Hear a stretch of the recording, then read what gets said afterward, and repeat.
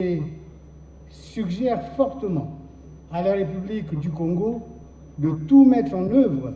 pour assurer l'inclusivité et la transparence de ce processus.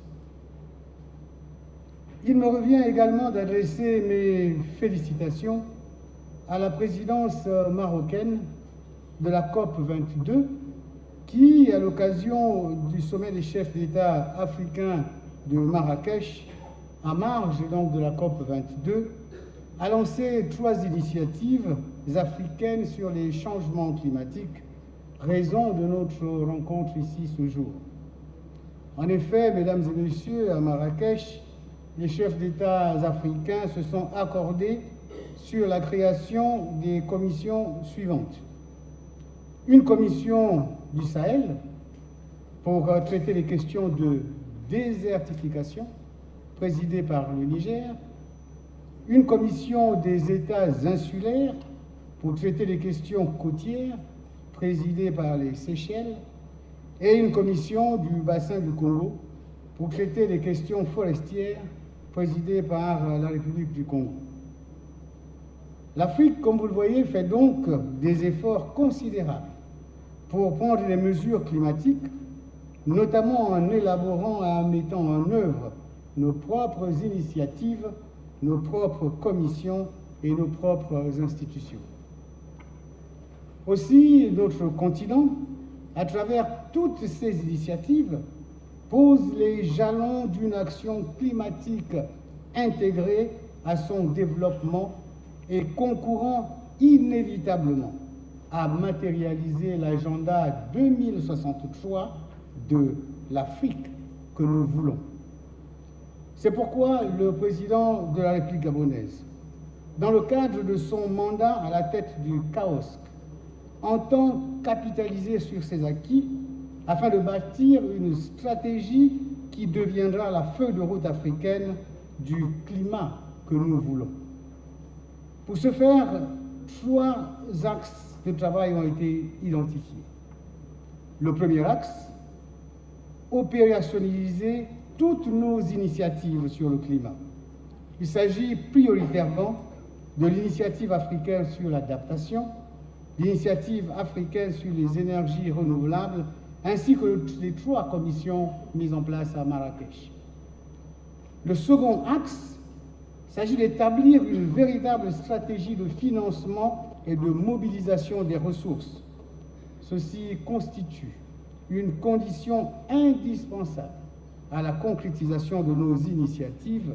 à travers les mécanismes de financement innovants et alignés sur nos priorités de développement.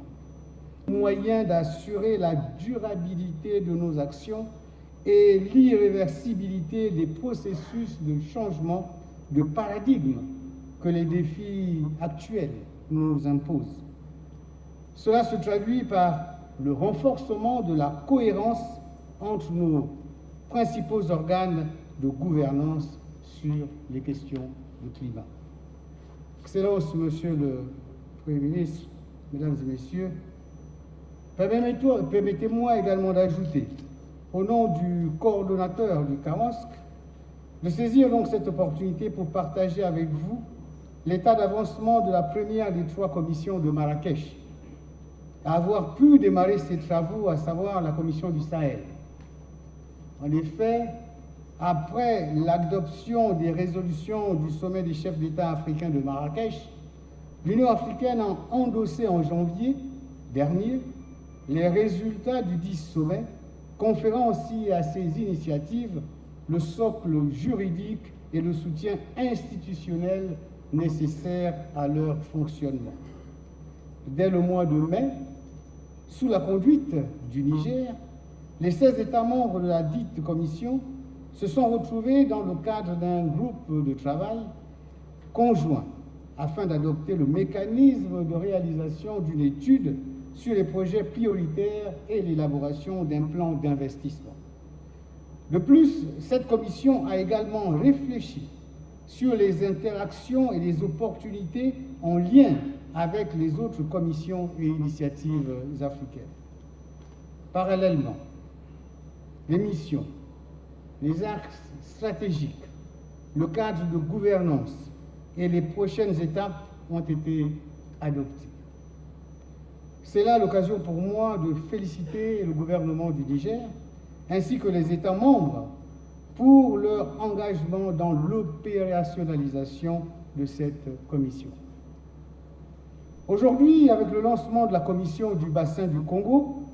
et dans les semaines à venir celle des États insulaires, l'Afrique démontrera encore une fois son engagement indéfectible à mettre en œuvre l'accord de Paris et à apporter sa contribution à l'effort mondial. En effet, notre continent est plus que jamais engagé à prendre des mesures en matière climatique, en mettant en adéquation son modèle de développement avec le défi de poursuivre l'effort vers la réduction des émissions de carbone sans, pour cela, renoncer au développement économique. C'est cet engagement et cette vision d'un développement durable qui ont été réitérés lors de la dernière réunion du CAOSC tenue à New York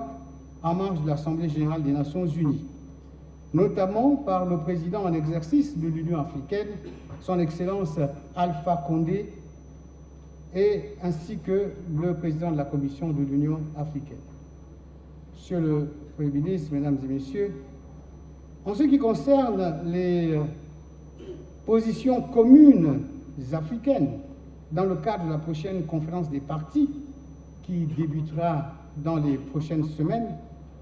permettez-moi de m'exprimer en ma qualité de président de la conférence des ministres africains de l'environnement. En effet, à la suite de la présidence égyptienne, le Gabon a été porté à la tête de la conférence des ministres africains de l'environnement lors de sa dernière session tenue du 12 au 16 juin dernier à Libreville. À travers le Gabon, c'est toute notre sous-région qui a l'importante responsabilité de coordonner les processus en matière notamment de changement climatique entre le niveau technique, à savoir le groupe africain des négociateurs, et le niveau présidentiel, à savoir le CAOSC. À l'occasion de cette 16e session de la CEMAE, une décision sur les changements climatiques a rappelé les principales priorités africaines, parmi lesquelles l'amélioration de l'accès au financement et le respect des engagements de mobilisation de 100 milliards de dollars américains par an d'ici 2020 par le GCF, dont les pays africains ne bénéficient pas assez, et singulièrement ceux de l'Afrique centrale.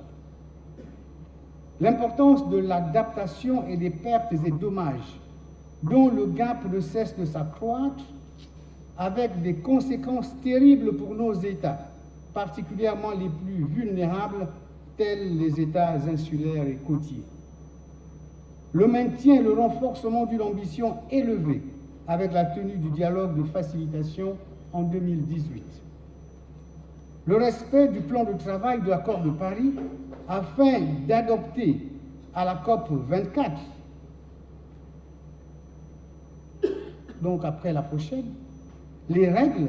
modalités et procédures de mise en œuvre de l'accord dit de Paris d'une manière inclusive et équilibrée. Monsieur le Premier ministre, Mesdames et Messieurs, la commission qui nous réunit ce jour est aujourd'hui la nouvelle tribune offerte au pays du bassin du Congo, second massif forestier de la planète, afin de se mobiliser autour de cet immense patrimoine. C'est le sens que nos États entendent donner au Fonds pour l'économie verte en Afrique centrale et au Fonds bleu pour le bassin du Congo. Sur cette dernière initiative, s'agissant particulièrement du Fonds bleu,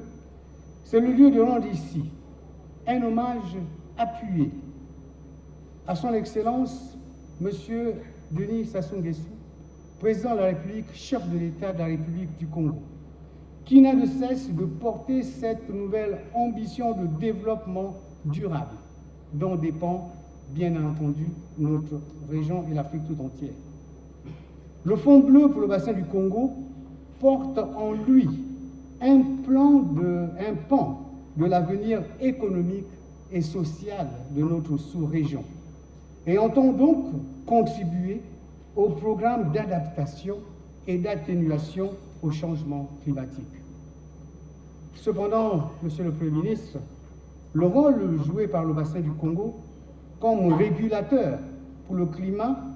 à l'échelle mondiale et même sous-régionale demeure encore malheureusement inversement proportionnel à l'attention que lui porte la communauté internationale. En effet, au moment où l'accord de Paris a consacré le rôle fondamental des puits de carbone en son article 5, il n'existe encore aucune grande initiative internationale pour la protection de plus de 250 millions d'hectares de forêts tropicales denses et humides que représente le bassin du Congo. Ce qui, je le rappelle,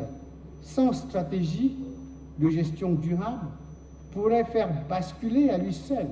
les efforts consentis par les contributions nationales déterminées du monde entier.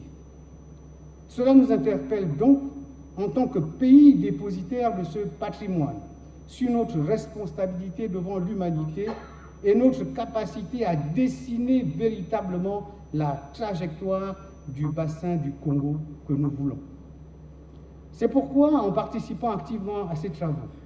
mon pays, le Gabon, entend contribuer pleinement à la prise en compte